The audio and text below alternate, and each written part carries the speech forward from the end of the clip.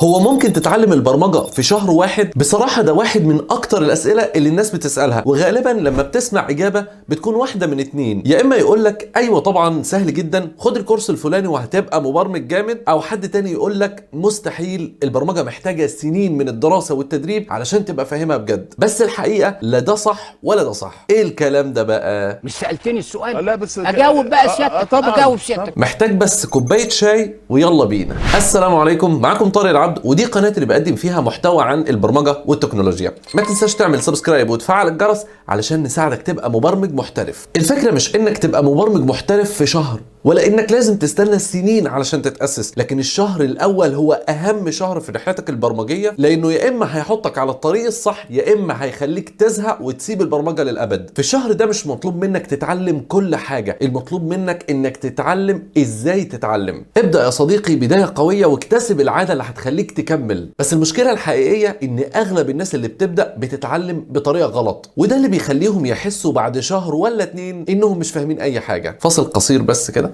يا كلاني واحد شاي. بص بقى يا سيدي، الناس اللي بتبدأ تتعلم البرمجة عندها مشكلة خطيرة جدا، وهي انها بتتعامل مع البرمجة كأنها كورس دراسي لازم تخلصه بسرعة. تلاقي حد يبدأ كورس 20 ساعة يقسمه على 4 أيام ويخلصه بسرعة رهيبة، وفي النهاية يحس انه مش فاهم اي حاجة. ليه بس كده؟ لانه كان بيحاول يخلص المحتوى مش يفهمه، مش بيذاكره. حرفيا كان بيجري في الكورس من غير ما يطبق، من غير ما يحل مشاكل، ومن غير ما يدي لنفسه فرصة انه يتعلم بجد. تخيل انك بتحاول تتعلم السباحة، بدل ما بتنزل المية وتجرب بنفسك وتبلبط، فضلت تتفرج على فيديوهات تدريب السباحة لمدة أسبوع. بعد الأسبوع ده لو نزلت المية تفتكر هتعرف تعوم؟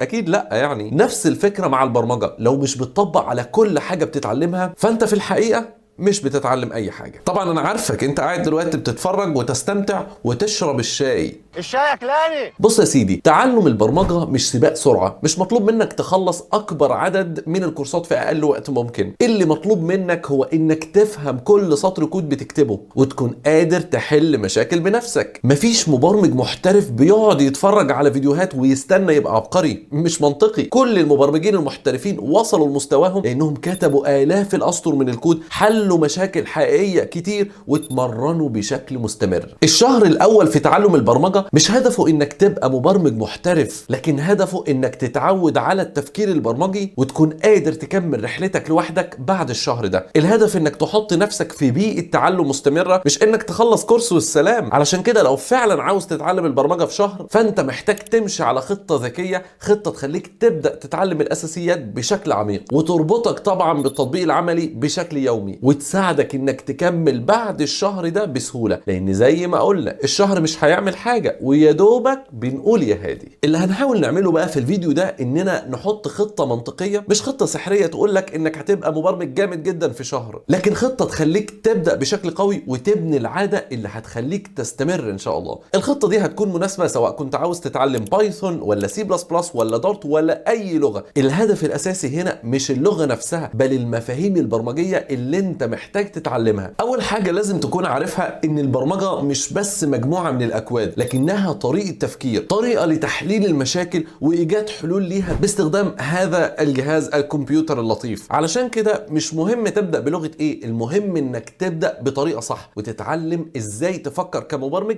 قبل ما تحفظ أي كود. صدقني يا صديقي، مشكلتك مش في انك ما تعرفش اللغة، مشكلتك في انك مش عارف ازاي تفكر لحل المشاكل باستخدام اللغة دي. هي اللغة دي.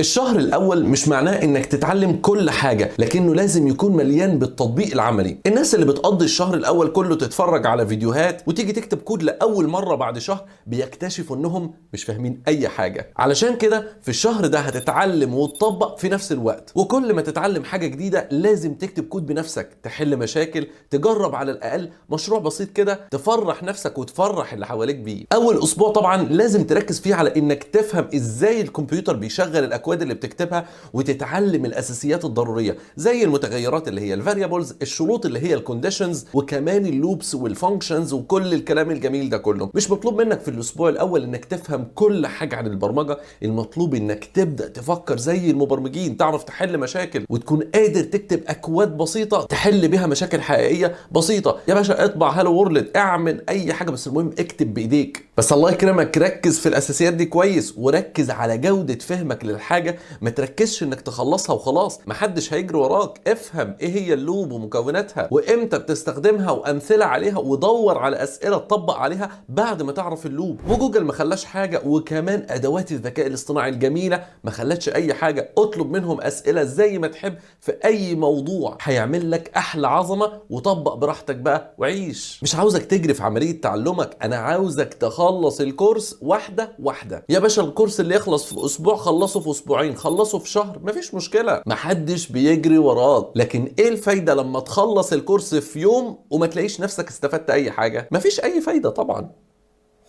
بعد الاسبوع الاول مش هتدخل على مشاريع ضخمه، لكن هتركز اكتر على انك تحل مشاكل صغيره بنفسك بدون ما ترجع للحلول الجاهزه. وده الفرق ما بين اللي بيتعلم صح واللي بيتعلم غلط. المبرمج الحقيقي هو اللي يقدر يشوف مشكله يحللها ويفكر في حل ليها بنفسه، مش اللي بيحفظ الاكواد الجاهزه من الكورسات ولا اللي بيطبق ورا الانستراكتور وخلاص. وعندك طبعا مواقع جامده جدا تساعدك في حل مسائل بروبلم سولفنج حلوه كده، بص بسيطه جدا، زي كود فورسز او ليد كود او حتى هاكر رانك وغيرهم كتير. المهم تحل وتطبق بايديك. بعد كده طبعا ابدا ادخل في البرمجه الكائنيه اللي هي الاو او بي، وهتفهم ازاي تنظم الكود باستخدام الكلاسز والاوبجكتس. وبعدين هتدخل على الداتا ستراكشرز والالجوريثمز، لان دي المهارات اللي بتفرق ما بين اي مبرمج عادي كده ومبرمج محترف عاوز يوصل لاعلى النتائج فعلا. بعد الشهر الاول هيكون عندك خريطه واضحه تكمل بيها، مش هتكون حافظ شويه اكواد وبس، لكن هتكون فاهم ازاي تتعلم اي تكنولوجي جديده بنفسك. وطبعا هتبقى محتاج ان انت تكمل في الاساسيات، لان برضو مفيش اساسيات انت بتلمها في شهر. وطبعا يا صديقي قبل ما البطاطس تبرد، عاوز اقول لك لو حابب تبدا برمجه تطبيقات الموبايل باستخدام فلاتر ودارت، فانا عندي دبلومه متكامله هتاهلك تشتغل كجونيور ديفلوبر جامد جدا. وطبعا مش في شهر، لانها اكتر من 65 ولا 70 ساعه حتى الان. ولو مهتم اسالني عنها في الكومنتات، لان فيها خصم جامد جدا هيخلص قريب. لو عجبك بقى الفيديو ما تنساش تعمل لايك وسبسكرايب، ولو عندك اي استفسار اكتبه في الكومنتات وانا هرد عليك بنفسي. اشوفكم الفيديو الجاي، سلام عليكم.